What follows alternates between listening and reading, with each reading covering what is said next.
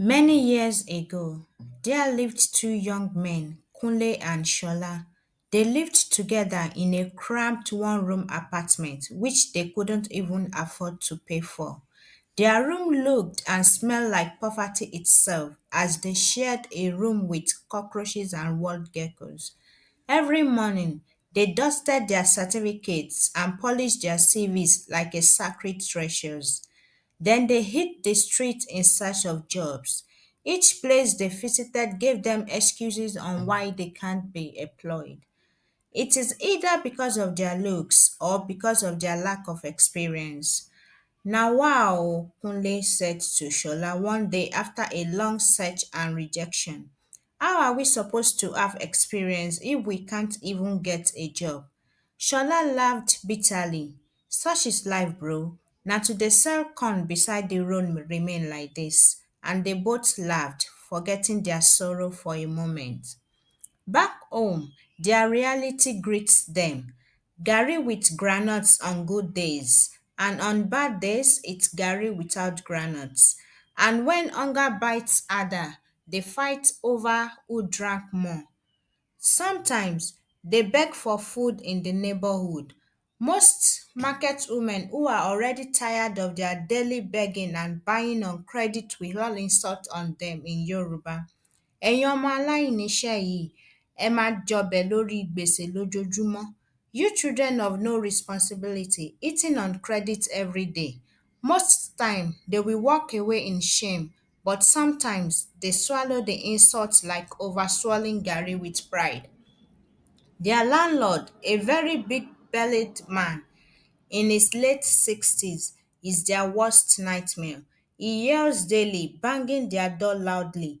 Kunle, Shola, pay my rent before I lock this your matchbox room. Una no get shame at all. As una fine reach, no rent fee for over a year.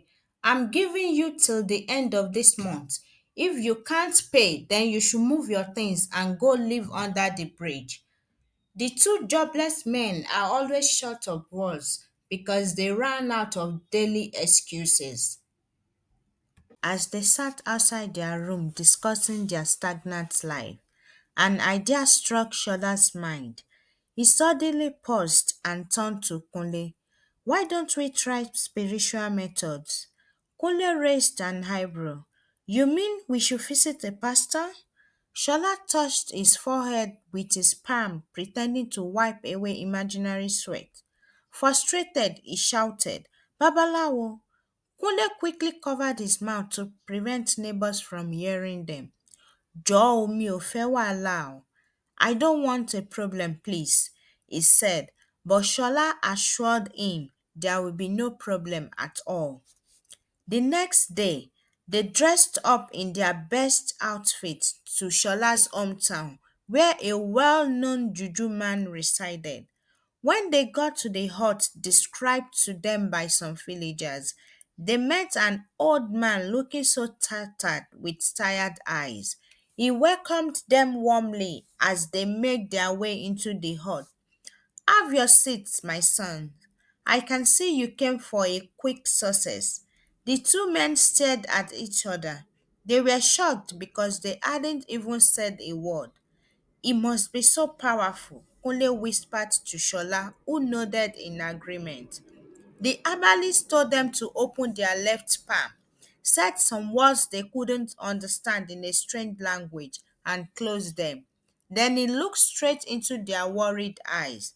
You must bring your sperm, or a day-old baby, or a pregnant woman. Kunle and Shola looked at each other in horror, grabbed their slippers and bolted without waiting for the next word. Outside, still panting, Shola said, My brother, hunger never reached that level. Kunle, trying to catch some breath, looked up as if talking to God directly. Let's wait for God time, abeg. Mi ò lè wá kú ní kékeré. I don't want to die before my time. They returned home only to see a note by their door. It was from the landlord, reminding them of the unpaid rent. They almost passed out. Problem no dey finish oh. Ah! They both screamed in unison. as if it was a rehearsed screaming competition. On one of their job hunts, they met Tola, a pretty lively young woman in her late 20s, working at the same company they applied to. She liked their humor even though they don't get the job. She loved the way they laughed at each other and even cracked a joke out of their rejection. Now you dey carry bad luck follow me oh. Shola gave Kunle a friendly knock while Kunle in return tapped his shoulder. Tell your mama to go climb mountain oh. Abi na so you go just die in this poverty. They both laughed. Meanwhile, Tola watched them from her decks. She then moved closer to them. I think I like you both. I'm taller, she said as she smiled beautifully. They talked for a while and she gave them her contact. Soon they became good friends. She visits their home occasionally, bringing food and small gifts. With her influence, she helped them secure positions at her company. Life finally started to change. No more pure Gary diet. Neighbors started greeting them with respect. The market women who once cursed and insulted them now smile and sing their praises whenever they show up to buy food. Even the landlord now addressed them as the fortunate tenant as they pay up their outstanding debts and moved to a room and parlor self-contained in the same compound. Life is good, they will say, as they now eat fried rice with a big grilled chicken. As days passed, Kunle and Shola fell in love with Tola. Whenever she visited, they argued on who to hug her first. They threw playful shades at each other. Ah, Shola, your happy smell oh. Don't hug her too much. Kunle abeg, leave her before you sweat on her dress. Tola will laugh nervously, not realizing trouble is brewing. There was a time she needed one of them for birthday outing, but none of them allowed the other to take the shine. I'm better than you, they both argued, until Tola decided to go with both of them. Another day, Kunle invited Tola on a dinner night. They were having a good time when Shola suddenly appeared from nowhere. Oh, what a coincidence! I just came to grab a cup of coffee though. Hope you won't mind I join you guys. Tola, unaware of what was going on, quickly offered him a seat beside her. Kunle was visibly angry and pissed. Since when did you start drinking coffee, Mr. Oluwanishola? He asked sarcastically. Abba, things changed, you know, Shola said as he smiled wickedly. Enough, guys. Let's have fun, Tola said, noticing the tension between them. The following week, Shola bought some gifts for Tola, which included gowns and heels. He kept them beside the chair. When Kunle saw them, he immediately knew they were for Tola, so he hid them. Shola came back with Tola that evening and couldn't find the gifts. He was angry. He confronted Kunle, who denied saying them. Maybe you left it somewhere else. This made Shola more angry, but Tola quickly intervened. It's okay, Shola. You can always get another one. Shola nodded and whispered to Kunle, 1 1. At work the next day, they nearly fought over who should take Tola for lunch. She exploded. Enough, guys. Leave me alone. I'll be going for lunch all by myself. I don't want both of you around me, please, she said as she walked away. It's an embarrassing moment. The next day, she ignored them until they apologized and promised to be of their best behavior. Peace reigned for a while. One rainy night, Tola can't return home after her usual visit. She agreed to sleep over after a lot of persuasion from her friends, but she insisted on sleeping in the sitting room. Kunle and Shola can't sleep.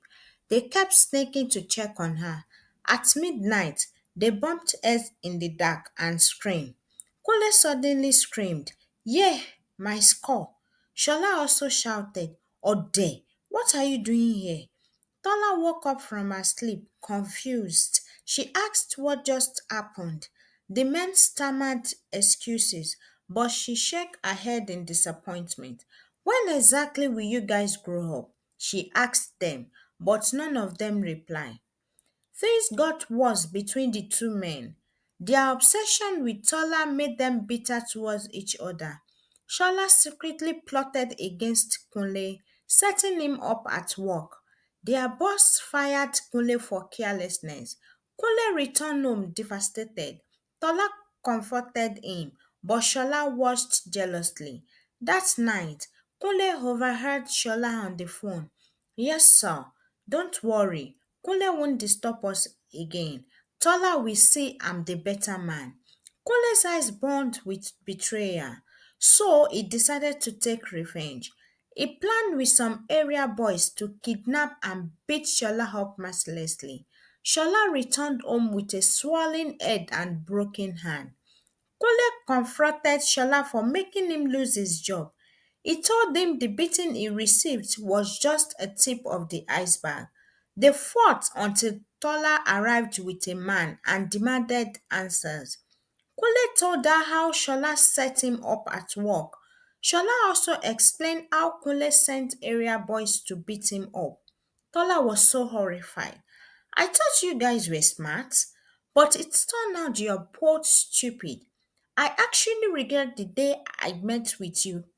You have both brought me nothing but shame. Shola, Kunle, you're both ingrates. Tola said angrily as she spat on the floor. But the biggest shock came when Tola introduced her fiance, a well dressed man who just came back from the state. Meet my husband to be, Tola said as he held the man's hand. Kunle and Shola shouted in unison. So, you had a man all this while? Ewo, Omo. Yes, I never promised any of you love. I like your vibes. We were just friends. That's all. Her fiance scolded them. You betrayed each other over a man who wasn't yours? Shame. What happened to bro code? Well, hopefully you will both sit and think about your life. We have millions of single ladies out there. Babe, let's live here, he said as he left with Tola. The two idiots couldn't even say anything. They were left stunned.